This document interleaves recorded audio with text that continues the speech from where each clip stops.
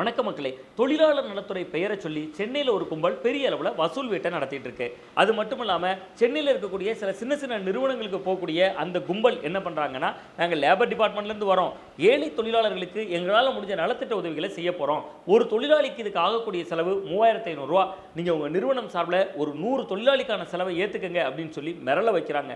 என்னது 100 தொழிலாளிக்கா 3 லட்சம் ரூபா ஆகுமே அப்படின்னு அவங்க வியந்து போனாங்கன்னா, எங்க வந்திருக்கிறது யார் தெரியுமா?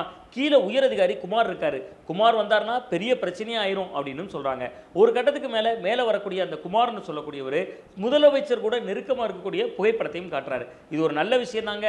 ஏழை தொழிலாளர்களுக்கு தான் செய்ய போறோம், நீங்க 100 பேருக்கு செய்யாட்டாலும் உங்களால முடிஞ்ச தொகையை செய்யுங்க அப்படின்னு சொல்லி வாங்கிட்டும் போறாங்க. ஒரு கட்டத்துக்கு மேல ஜிபேயும் எங்கள்கிட்ட இருக்கு, ஜிபே வழியாகவும் நீங்க நிதி செலுத்தலாம் அப்படின்னு சொல்லி கராரா பேசி கண்டிப்பா அந்த ரூபாயை வாங்கிட்டு போறாங்க. தமிழக அரசு இது பத்தி பரிசீலனிக்கணும். வர்றவங்க தொழிலாளர் நலத்துறை தானா வேற யாராதா அப்படிங்கிறதும் பெரிய கேள்விக்குறியா இருக்கு.